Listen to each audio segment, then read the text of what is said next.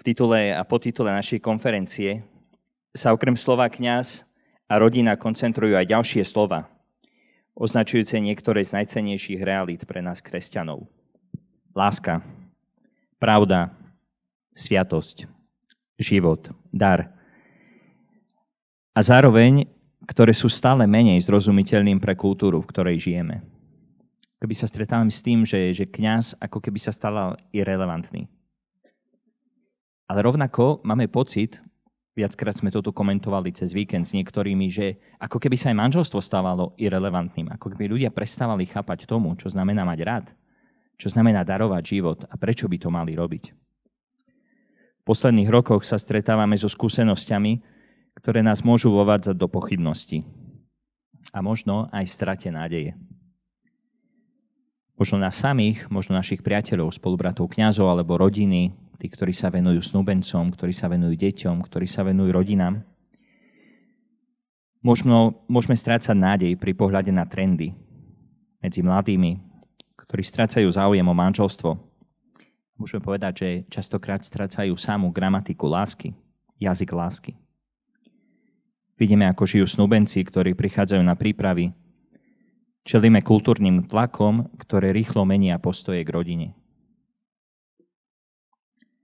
Pokles sobašnosti, banalizácia sexuality, strata pojmu kresťanského manželstva. Čo na to cirkev? Čo na to cirkev? Je manželstvo ešte stále nádejou pre cirkev? Je ešte stále cestou človeka a cirkvi? Je pre mňa radosťou privítať medzi nami ďalšieho vzácneho hostia, ktorý prišiel, aby nás povzbudil v nádeji, aby nám pripomenul dar, ktorým je manželstvo, a dar, ktorým je kňazstvo pre človeka a cirkev. José Granados je generálnym predstaveným rehole učeníkov Srdc Ježiša a Márie. Je prezidentom Medzinárodnej akademickej nadácie Veritas Amoris Project, ktorá sa venuje práve štúdiu a propagácii pravdy o ľudskej láske, o rodine, vychádzajú z dedičstva svätého otca Jana Pavla II., Benedikta XVI. Aj Františka. Je emeritným profesorom teológie manželstva a rodiny na Pápežskom inštitúte Jana Pavla II. Pre štúdium manželstva a rodiny v Ríme, ktorého bol nejaký čas aj viceprezidentom.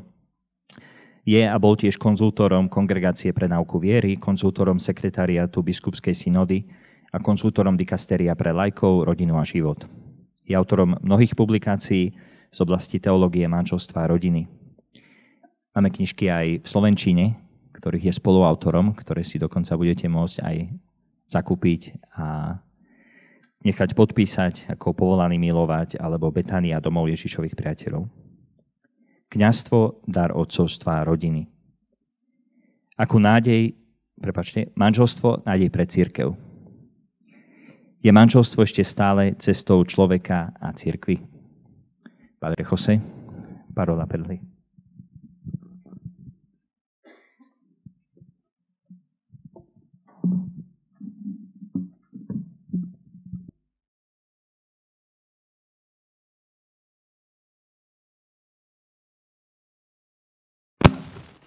Adesso. Dobrý deň. È un piacere essere con voi. Je pre mňa radosťou, že som tu s vami. Sentite? Sì. Počujete? Parlo adesso della Teraz budem hovoriť o speranza della famiglia, nádeji rodiny, rodina ako nádej pre cirkev a potom v druhej prednáške budem hovoriť o kňazovi, ktorý je povolaný do rodiny, slúžiť rodine. A moja otázka je teraz naozaj otázkou nádeje. Myslím, že sa nachádzame vo svete, ktorý stratil nádej. Máme čas krízy, kríza vojny, kríza zdravia. Pred nejakým rokom sme mali pandémiu, finančná kríza, kríza pokroku. A pýtame sa, aká je budúcnosť. Naša doba hľadá budúcnosť mimo rodiny. Možno v umelej inteligencii, v niečom, čo sa nazýva posthumanizmus. A teda, kde je tá nádej? Kde naozaj cirkev môže nachádzať nádej? Jan Pavol II povedal, že cirkev musí kráčať po ceste človeka a že cestou človeka je rodina, pretože v rodine sa stávame osobami. Tam sa učíme, čo je to život a čo je to povolanie k láske. A teda, ako Jan Pavol II povedal, rodina je cestou cirkvi. Je to cestou nádeje. Dnes existuje ešte nádej v rodine. Vidíme, že mladí sa nechcú sobášiť, že upadá aj pôrodnosť, rodí sa menej detí. Dnes zdá sa, že nie sme schopní odpovedať na otázku, prečo porodiť dieťa, prečo porodiť smrteľníka. A teda zostávame s tým, že hovoríme, že rodina je naozaj ešte stále miestom nádeje, naozaj je stále cestou cirkvi, pretože dnes sa tá cesta človeka zdá byť posthumána. Človek, ktorý už nemá telo a teda nepotrebuje rodinu. Dnes hľadáme nádej mimo rodiny. A teda by som chcel ponúknuť odpoveď na túto otázku. Ako rodina môže byť ešte nádejou cirkvi? Budem sa inšpirovať príbehom z Biblie Tobiáša a Sáry. Kniha Tobiáš. Sú to dve veľké modlitby. Modlitba otca Tobiáša, Tobiho, a modlitba Sáry. Kniha sa začína týmito dvoma veľkými modlitbami. Jedna je modlitba, pretože už nemajú nádej pre ľud. Ako kňaz, ktorý sa modlí, pretože už nie je nádej pre cirkev, pre farnosť. A zároveň ďaleko odtiaľ sa modlí Sára. A Sára sa modlí, pretože nemá nádej pre svoju rodinu, pre svoje manželstvo. Poznáte jej príbeh. Démon, ktorý zabil 7 jej manželov. Práve vo chvíli, keď sa vydávala, keď išli spolu na manželské lôžko. A Boh počúva tieto dve modlitby. Zároveň, toto je dôležité, pretože Boh, aby odpovedal na otázku budúcnosti spoločnosti, to by sa modli, pretože im chýba chrám, pretože je vo vyhnanstve, pretože stratili svoju zem, on je mimo Izraela.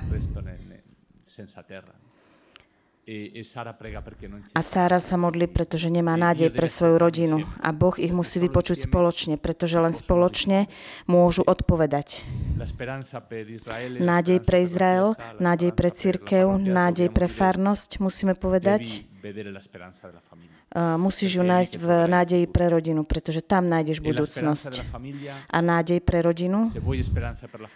Ak chceš nádej pre rodinu, musíš budovať farnosť, musíš vybudovať spoločnosť, musíš budovať cirkev, pretože rodina sama nedokáže pokračovať. Na začiatku knihy Genesis Boh povedal, nie je dobré byť človeku samotnému, a teda hovoríme aj, nie je dobré, aby rodina bola samotná. A teda táto naša téma je táto spoločná modlitba. Ako vypočuť túto Tobiho modlitbu pre budúcnosť cirkvi, ľudu a modlitbu Sáry pre budúcnosť jej rodiny. A budú vypočuté spoločne tieto modlitby. Vidíte, otázka, Tobiho modlitba, chýba nám zem, Boh už nie je prítomný v našej zemi. Toto je vlastne situácia sekulárneho sveta. Kde je dnes Boh? Boh dnes je v našich citoch. Snažíme sa dnes vyjadrovať svoje city, ale nehľadáme Boha v našich vzťahoch. Boh nie je tu, nie je v spoločnosti. Len v našom nejakom cite, v transcendentnosti, ktorú máme vo vnútri. A my sme vytiahli Boha z našej zeme, ako v čase Tobiho. A je to aj problém tela. Tobi nemohol pochovávať mŕtvych. Robil to, ale prenasledovali ho za to, že pochovával mŕtvych, pretože v tele je ukryté tajomstvo. Uctiť si mŕtvych hovorí, že telo nie je len nejaký úžitok. Pretože ak pochováme mŕtvych, tak je to, že si uctíme to telo. Telo je posvätné. Toto sme tiež stratili.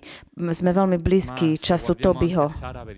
A keď sa pozrieme na Sáru, vidíme, že aj jej príbeh je veľmi blízky našej dobe. Pretože Sára nenachádza nádej v rodine. Dnes je ťažké nájsť nádej v rodine, v láske. Vravíme si, že láska je krásna, že nám dáva potešenie, emóciu. Ale môžeme postaviť svoj život na láske. Môže láska pretrvať navždy? Toto Sára nedokáže uchopiť, pretože je to iba okamih a hneď zomiera. 7 manželov jej zomreli. A chýbajú aj deti. A potom môže telo otvárať nádej.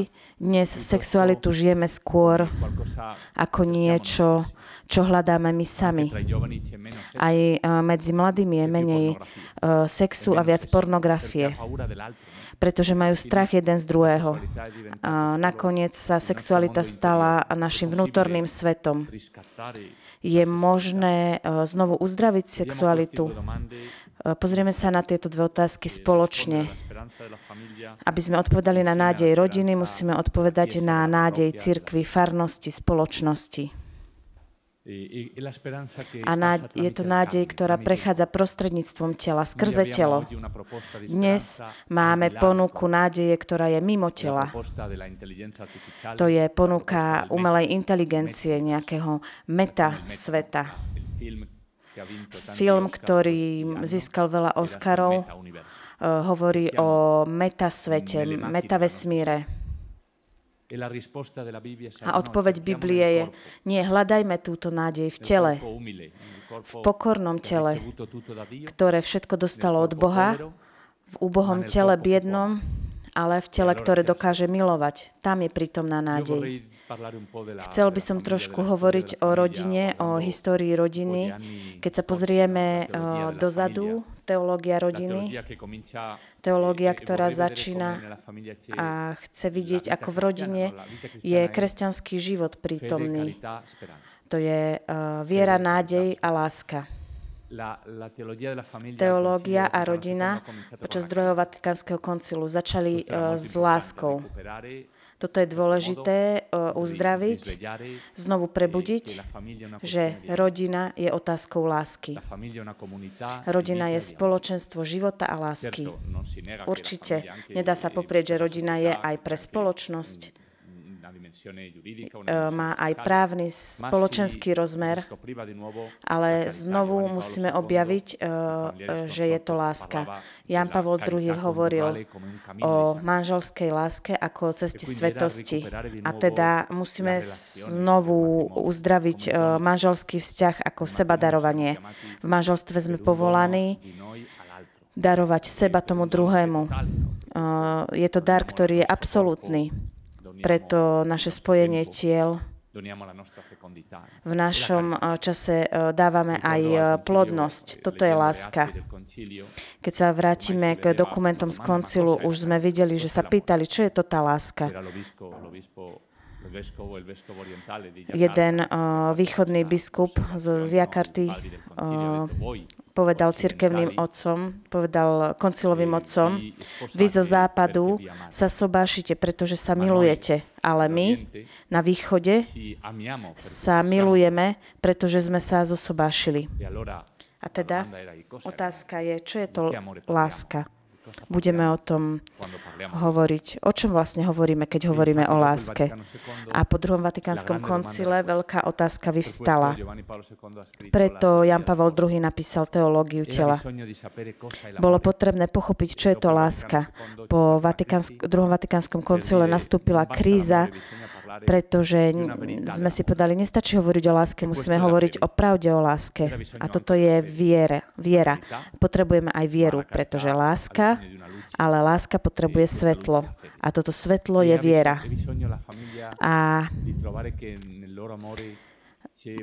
rodina musí pochopiť, že v ich láske je prítomná pravda. To je dôležité. To nie je nejaká abstraktná otázka. Pre rodiny pravda znamená, moja láska môže pretrvať po celý život. Toto je existenčná otázka. Pravda o láske je o tom, že či môže pretrvať celý život. Toto je pravda o láske. pravda pre rodiča, pre matku, otca. Mám dieťa, môžem naučiť toto dieťa, čo je to život a čo je to veľký a krásny život. Toto je pravda o láske. Ak ja môžem odovzdať svojmu dieťaťu, ktorého som splodil, veľký a krásny život. Toto je otázka nášho života. Otázka o pravde. Existuje jazyk tela, jazyk muža a ženy, ktorý sme si my nevymysleli. Nie je to len cit, ale je to pravda. To sú otázky, ktoré sme prežili vo všetkých týchto rokoch v čase, kedy otázkou je aj architektúra lásky. Nachádzame sa v peknom priestore, ktorý pevne drží, nepadne, pretože má architektúru, má oporné stĺpy a rodina má tiež oporné stĺpy. Je to priestor, kde môžeme spoločne žiť. Je to príbytok. Toto je naozaj otázka pravdy o láske a otázka viery. Dnes rodina potrebuje toto svetlo. Pápež František povedal, že sme v polnej nemocnici s rodinami, pretože rodina je veľmi zranená, veľa trpí. Je potrebné pochopiť, že táto choroba v tejto polnej nemocnici je epidémia. Nie je to choroba mnohých ľudí, ktorí napríklad mali nejakú nehodu a teda môžem im napraviť nohu, môžem im pomôcť, aby sa dám im nejaký paralén, aby som im znížil teplotu, tomuto musím urobiť nejaký zásah do srdca. Nie. Dnešný problém rodiny je, že je to epidémia. A pri epidémii nestačí ísť za jedným, za druhým. Musíme nájsť vakcínu, musíme nájsť vírus, pretože inak strácame čas. Dnešná epidémia sa volá emotivizmus, citovosť, pretože si myslíme, že láska je emócia. Pápež František v Amoris Laetitia hovorí, je to veľká chyba myslieť si, že sme dobrí, pretože sa cítime dobre, pretože máme dobré pocity. Je to veľká chyba. Toto je citovosť, emotivizmus. Dnes sa ľudia berú, pretože si myslia, že je to pekný cit. Dneska niečo pekné cítia, zajtra už nie. A teda láska umrie a máme tu rozvod. A veľká choroba je nepochopenie, čo je pravda o láske. Ako vychovávať ľudí, aby sme im povedali, že táto láska ako cit iba zapaluje oheň a potom táto láska musí trvať. Je to absolútne darovanie sa tomu druhému.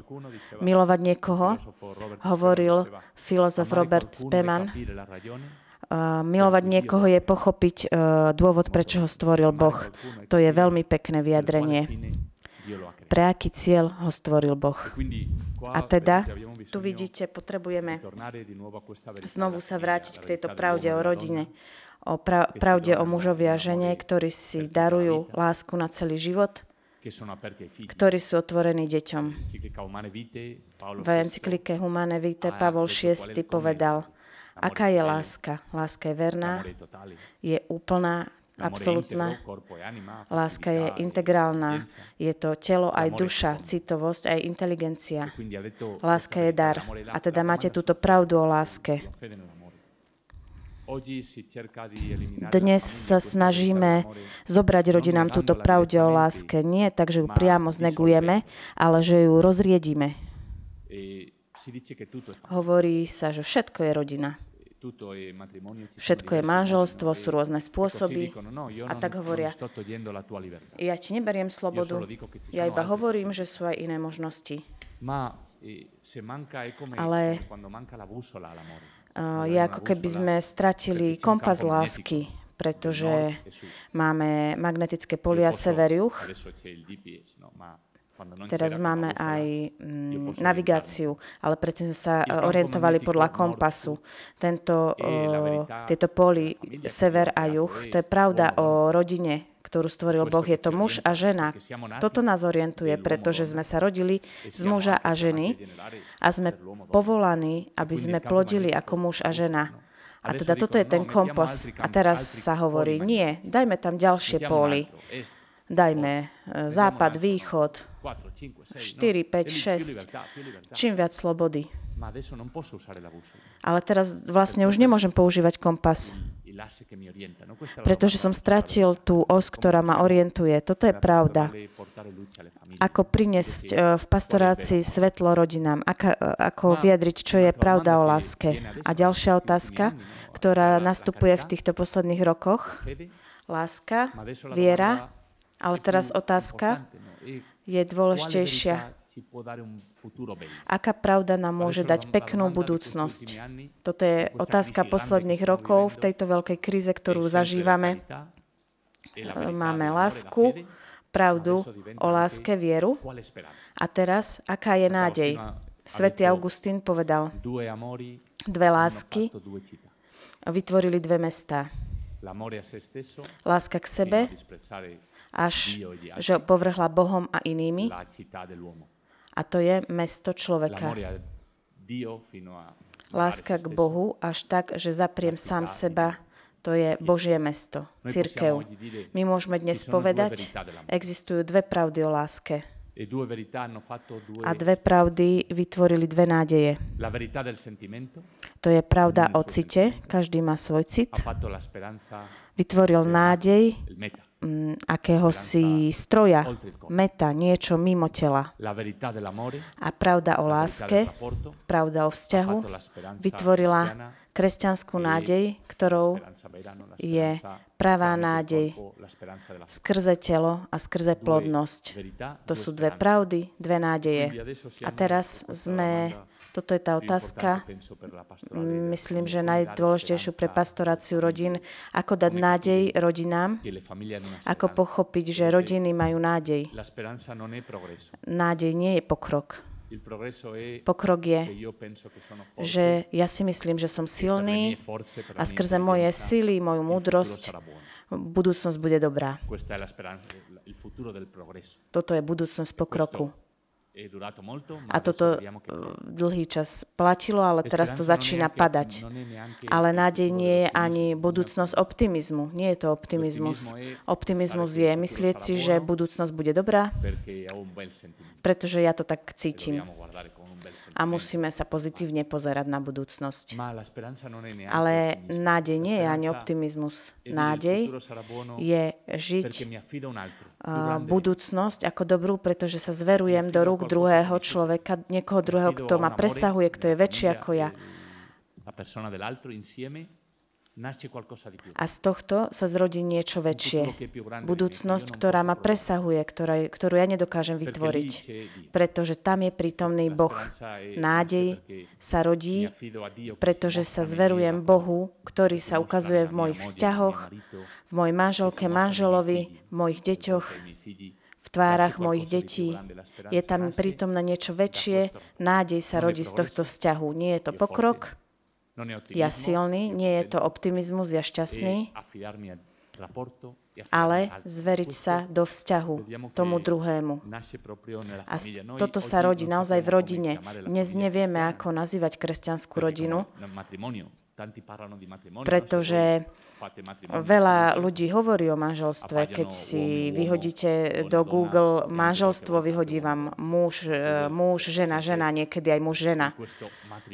Ale to je tá charakteristika manželstva, ktorú dnes nájdete. Ale ako nazvať skutočné pravé manželstvo, ktoré nazývame tradičným manželstvom? Áno, je to pravda, pretože len toto manželstvo má tradíciu, ktoré nám prináša život z diaľky. Ale môžeme povedať, že je to aj plodné manželstvo. Hovorím o manželstve, ktoré má budúcnosť, pretože môže plodiť. Pretože ostatné manželstva neplodia. A dnes máme veľkú krízu spoločnosti a pýtame sa, prečo plodiť? Prečo plodiť? Pretože plodiť znamená aj plodiť väčšiu lásku. Lásku mojej manželke, môjmu manželovi, aby rástol. Prečo žiť pre druhého? Ja každé ráno sa zobudím, pretože mám dôvod sa zobudiť a vstať. Zobudím sa, vstanem, pretože mám dôvod. Ale toto mi stačí možno pre moje potešenie, možno mám rád svoj život. Zobudím sa sám pre seba. Ale ak chcem, aby ten druhý vstal, aby deti povstali, Keď chcem zobudiť deti, aby šli do školy napríklad ráno, nestačí, že ja som šťastný, že ja mám potešenie. Je potrebná pravda, ktorú môžem odovzdávať tomu druhému. Musím výjsť zo svojho kruhu. A tu vidíme veľkú otázku dnešných čias. Prečo plodiť? Pretože existuje krajší a väčší život. Prečo nám nestačí sa uspokojiť len s niečím, ako je umelá inteligencia, mať umelú rodinu, mať umelého kňaza? Dnes na internete nájdete pekné kázne a dnes ja som raz prišiel za mnou nejaký kajúcnik, pýta sa ma, čo by som mu poradila. Toto by sa tiež dalo cez umelú inteligenciu, tá by mu tiež niečo poradila, pretože umelá inteligencia iba opakuje, zoberie to, čo je na internete a opakuje dookola. Kde je táto novosť ale? Kde sa nachádza to, čo zapaluje nový oheň, nové svetlo? Kde sa to nachádza?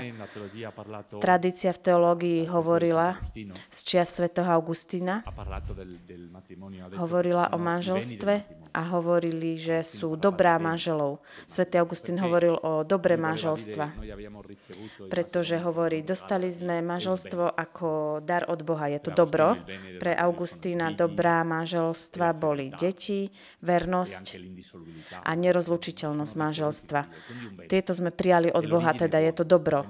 Je to dobrý pôvod, pochádzame z niečoho dobrého. A potom svätý Tomáš povedal, ale musíme hovoriť aj o cieľoch, kam smerujeme, kam ide manželstvo, kam idú manželia, kam ide rodina. Prečo chceme manželstvo? A hovoril o cieľoch manželstva. Povedal, že cieľom je plodiť a vychovávať deti pre nebo, pre Boží kult. A pomáhať si aj navzájom, aby sme sa podopierali, aby sme si pomáhali v živote. Potom druhý Vatikánsky koncil hovoril tiež o daroch manželstva, pretože manželstvo nám dáva dary. Dar detí, dar lásky, náš partner sa nám daruje a potom, že tento dar je plodný, môže urobiť niečo navyše, môže vytvárať budúcnosť. A myslím, že toto nám dnes pomáha. Dnes je potrebné hovoriť o nádeji manželstva. A myslím, že toto je slovo pre dnešok. Nádej manželstva. Aká nádej nám vyplýva? Máme dobrá, máme ciele, máme dary, ale máme aj nádej. A môžeme sa vrátiť k tejto modlitbe Tobiáša vo 8. kapitole, kde je požehnanie predtým, ako sa spojí so svojou manželkou. Viete, že s archanielom Rafaelom ulovil rybu a spáli vnútornosti tejto ryby a tak ako keby posvetil túto miestnosť, toto manželské lôžko a vyženie démona. Démon ide preč vďaka tejto vône. A teraz hovorí požehnanie, je to ako sviatosť. Máme tu túto hmotu, matériu, ktorou je tá ryba a potom sú tieto slova požehnania. A v týchto slovách je vyjadrená nádej manželstva, hovorí Tobiáš. Ty si stvoril Adama a utvoril si Evu, jeho ženu, aby mu pomáhala a podporovala ho. Vidíte, to je prvá modlitba, ktorú hovorí Adam a Eva, pohlavná rozdielnosť. Naučiť sa vidieť rozdiel medzi mužom a ženou ako nádej. Pretože v rozdielnosti muža a ženy sa svet otvára. Pre mňa žena je tajomstvom. A teda otváram sa smerom von do sveta.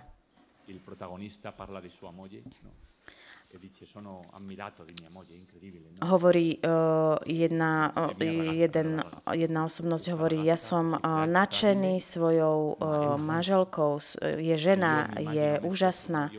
Ja si predstavujem sám seba, mohol by som ísť na vrchol najvyššej hory, mohol by som ísť k moru, mohol by som robiť veľa vecí, ale nevedel by som byť ženou. Je to niečo veľké, čo ma presahuje. Ona je pre mňa tajomstvo. Je to tajomstvo ženy a žena pre muža je to isté. Je to tajomstvo. Teda rozdielnosť otvára pre transcendentnosť, otvára pre Boha. Židia majú túto slovnú hračku, pretože v hebrejčine iš je muž, iša je žena. A rozdiel je iba v tomto a. Iš, iša. A s týmto a hovoria, tu sú písmená Božieho mena. Táto rozdielnosť týchto dvoch, tam je možné zapísať Božie meno a hovoria, že pretože tam sa Boh sprítomňuje v tejto rozdielnosti. Ak nemáme rozdielnosť, tak sa stávame samým sebou. Môj svet sa stáva iba ja. Teda tá rozdielnosť nás otvára pre tajomstvo. A Tobiáš hovorí vo svojej modlitbe ďalej. Ty si povedal, nie je dobré človeku samému, urobme mu pomoc, ktorá mu bude podobná. Teda spoločenstvo. Rozdielnosť, ale jednota. A v jednote je nádej, pretože muž hovorí žene, ty mi stačíš pre môj život, nepotrebujem nikoho iného. Teda veľká nádej v jednu osobu. V manželstve hovoríme, veľká nádej v toho druhého. Ty si schopný nie naplniť môj život, pretože len Boh naplňa môj život, ale si schopný priviesť ma k Bohu. A toto je veľká nádej v tú druhú osobu. Máme nádej v toho druhého. A to sa môže aj zlepšovať. Milujeme toho druhého. Milovať znamená príjmať toho druhého, aký je. Ale nie je to len to. Milovať znamená, aby ten druhý bol lepší, aby rástol. Podporovať ho. A v nádeji je táto nádej, v manželstve je nádej, že ten druhý môže rásť. A teda môžeme povedať rodinám, že je táto nádej. A potom Tobiáš hovorí, zmiluj sa dobrotivo nado mnou i nad ňou, aby sme sa spoločne dožili staroby. To je pekná túžba. Dožiť sa staroby, prejsť všetky etapy života spoločne. Toto je obsiahnuté v nerozlučiteľnosti. A teda je to tiež nádej, pretože ak je láska dlhá, dlho trvá, dá sa obnovovať. Pamätáte, viete ten vtip? Jeden ide k lekárovi a lekár mu hovorí, nemôžete fajčiť, nemôžete robiť toto, nemôžete robiť tamto. A hovorí mu, doktor, ak budem toto robiť, všetko budem žiť dlho, ale neviem, ale zdá sa mi, že to bude príliš dlhé, pretože nebudem môcť jesť toto. Zdá sa mi, že by to bolo až príliš dlho. Ale to sa zdá dlhé, pretože nie je tu žiadna novosť. Ale v manželstve a v rodine je stále nádej v to, že láska sa dá obnovovať aj prostredníctvom odpustenia. S novosťou detí, ktoré prichádzajú. Teda nerozlučiteľnosť nie je akýmsi väzením, ale je to akási, sú to krídla, pretože krídla sú aj ťažké pre nejaký vták, ktorý má veľké krídla, sú ťažké, ale nie sú ťažké, pretože mu umožnia lietať. A potom Tobiáš hovorí, z Adama a Evy sa zrodil ľudský rod, čiže ďalšia nádej, deti, dieťa, ktoré prináša stále novosť, ktorú nenaprogramovali manželia. Ja som sa narodil z mojich rodičov a ma prijali ako niečo nové. Oni nechceli mať mňa. Chceli mať dieťa. Ale nechceli mať mňa, Joseho Granadosa. Nevedeli, kto príde. Povedali sme otvorení životu, nevieme, či to bude syn, dcéra. Nechceli priamo mňa. Jediný, kto ma chcel priamo, bol Boh. A každého z nás. Boh nás chcel s menom, ty. A rodičia sú otvorení tomuto prekvapeniu. A toto je nádej. Pretože to, čo sa rodí, je niečo, čo Boh chcel. A teda ďalšia posledná nádej pre manželstvo. Tobiáš hovorí, modlíme sa k Bohu, aby sa nad nami zľutoval a chránil nás. A teda aj odpustenie. Odpustenie je nádej, pretože sa dá začať od znovu. Nádej je aj pred zlom. Ako povedať rodinám, ako deň po dni musia vyučovať, nenechaj, ako hovorí Biblia, nenechajte, aby sa slnko zapadlo nad vašim hnevom, teda ako sa učiť, aby ste odpúšťali dennodenne. Čo znamená odpúšťať? pretože odpustenie je zdrojom nádeje a nádej je teda niečo proti zlu. A teda prečo sa sobášiť? Táto otázka. Prečo mať deti? Pre nádej. Pretože život je dar, ktorý je povolaný byť väčším. Pretože dar si vyžaduje vernosť, prijať dar a zúročiť ho. Ján Pavol II hovoril, nebojte sa.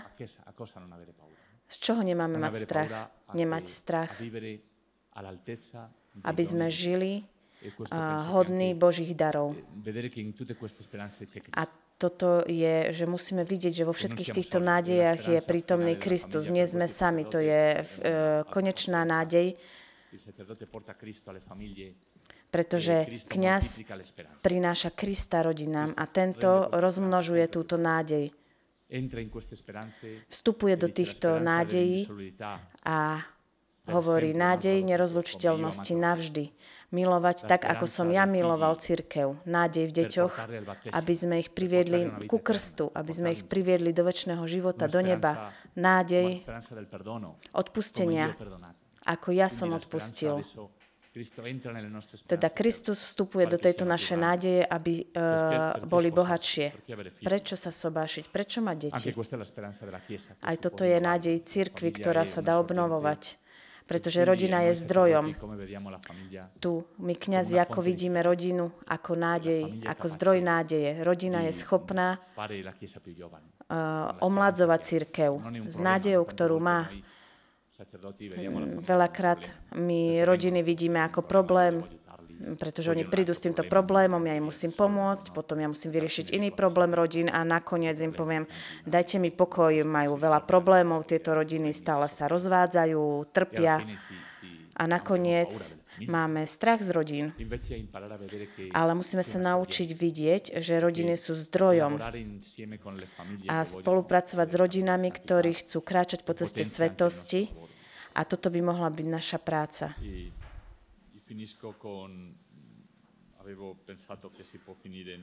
Hovoril som si, že by sme mohli ukončiť s blahoslavenstvami Ježišovými, pretože blahoslavenstva sú jazykom nádeje. 8 blahoslavenstiev sú, ako by sme povedali, existuje nádej, existuje šťastie, blahoslavený, šťastný, teda veľký a krásny život. A na konci knihy Tobiáš, on končí tiež s blahoslavenstvom, hovorí, blahoslavení tí, ktorí ťa milujú. Blahoslavení tí, Jeruzalém, ktorí sa budú radovať z tvojho pokoja. Blahoslavení tí, ktorí budú plakať, pretože sa budú radovať z teba a uvidia celú tvoju radosť navždy. Teda na konci knihy Tobiáš je tiež prítomné toto blahoslavenstvo, pretože Tobiáš videl nádej, pretože mal nádej rodiny. Tobi videl túto nádej. A myslím, že by sme mohli si ich premeniť na blahoslavenstva rodiny a urobiť katechézu o rodine s týmito blahoslavenstvami. Je to ako schodisko, ktoré nás schodík po schodíku vedie k Bohu. Teda začíname na začiatku dole a postupne vystupujeme k Bohu. A teda by som chcel vám povedať tieto blahoslavenstva rodiny. Blahoslavený chudobný v duchu, to je, že vieme prijať dar, vieme prijať deti, vieme prijať samých seba, vieme prijať manžela, manželku. Chudobný je ten, ktorý príjma. Blahoslavení manželia, ktorí sa učia byť prijatí Bohom, pretože Boh im dáva stále väčšie dary. Až tak, že im nakoniec dá svoje kráľovstvo, teda otvárať ruky. Blahoslavení, mierni, tichí, to sú trpezliví. Tí, ktorí majú trpezlivosť, môžu čakať na dar, ktorý môže rásť v čase, v rodine. Je potrebná trpezlivosť. Nestačí iba prijať dar, ale aj starať sa oň a naučiť sa ho opatrovať v čase. Blahoslavení manželia, ktorí každý deň hovoria, tu som, a opakujú svoj sľub. Stále, navždy, pretože oni budú navždy dedičmi zeme. Teda blahoslavení mierny. Potom blahoslavení tí, ktorí plačú, pretože pláč nám pomáha usporiadať naše srdce. V láske muža a ženy nachádzame mnoho problémov. Sexualita nie je jednoduchá, citovosť nie je jednoduchá. Je potrebné si usporiadať srdce, usporiadať si inštinkty, city, ale v manželstve je sila pre toto usporiadanie, aby sme znovu našli čistú lásku, aby sme bojovali za čistotu. Blahoslavení manželia, ktorí sa nechávajú premieňať láskou a očisťujú svoje sily pre lásku, pretože Boh ich sám očistí. A potom hovorí, blahoslavení tí, ktorí sú smední a hladní po spravodlivosti. A tu je znovu prítomná krása lásky, hľadať krásu lásky, nielen zvíťaziť nad zlom, ktoré máme v srdci, ale ako môžeme spôsobiť, aby naša láska bola očistená, ako pomôcť predovšetkým mladým, pochopiť, že v láske je krása, ktorá nás priťahuje. Láska má aj smet, sú to naše vášne, túžby. Ako ich očistiť, aby bola láska čistá? Blahoslavení manželia, ktorí vyjadrujú dávajú všetky svoje city do sebadarovania, pretože dostanú krásnu lásku, ktorá naplní ich srdce. Blahoslavení milosrdní. Láska potrebuje odpustenie. Láska je šťastná, pretože je schopná odpúšťať. A aby sme mohli odpúšťať, potrebujeme väčšiu silu, ako sme my. Musíme sa vrátiť k nášmu manželskému sľubu, ktorý sme dali pred Bohom. Sláviť výročia našej svadby, pretože tam si hovoríme, tu sa začal náš príbeh z niečoho väčšieho. A teda máme silu začať od znovu, pretože nie je to náš príbeh, je to príbeh Boha s nami. Blahoslavení tí, ktorí pamätajú na sľub pred Bohom a tu dostávajú silu pre odpustenie, pretože im ju dáva Boh. Potom blahoslavení čistého srdca. A tu sa vrátim k sviatosti. Kristus nám dáva sviatosť manželstva. Jediný čistý je Kristus, ktorý nám dáva novosť srdca. Blahoslavení tí, ktorí počúvajú Božie povolanie Krista, milovať ako miloval On, pretože Kristus im dá oči, ktorými budú môcť hľadiť na Boha. Blahoslavení tí šíritelia pokoja. A tu sú povolaní manželia vystúpiť zo svojho kruhu, pretože manželstvo, ktoré sa uzavrie, sa stráca. Ale manželstvo je povolané pre spoločnosť, pre cirkev, teda blahoslavené rodiny, ktoré sa dávajú do služby, neuzatvárajú sa do seba, ale budujú cirkev a mesto. A posledné, blahoslavení tí, čo sú prenasledovaní pre lásku a nespravodlivosť. Musíme budovať na skale, ktorú stavitelia zavrhli.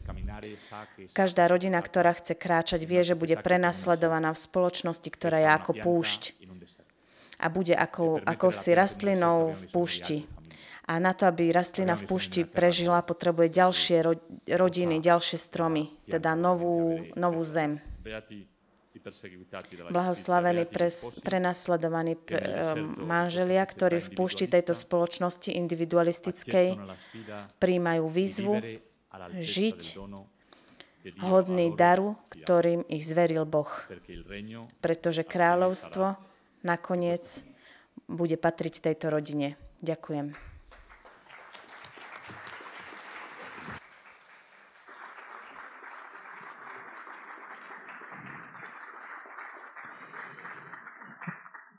Grazie mille, Padre José, per queste luminosissime parole piene di speranza. Ďakujeme, Otec José, za tieto slová plné svetla a nádeje. Pýtali sme sa na úvod, či je manželstvo ešte stále nádejou a cestou. Mohli by sme zhrnúť, že je, ak manželstvo príjme pravdu o láske. Ak kráča, ak manželstvo príjme dar od Boha. ak žije na úrovni tohto daru. Ak žije svoju sexuálnu rozdielnosť, žije v spoločenstve, v nerozlúčiteľnosti, otvorene deťom, učí sa odpúšťať a žije blahoslavenstva rodiny.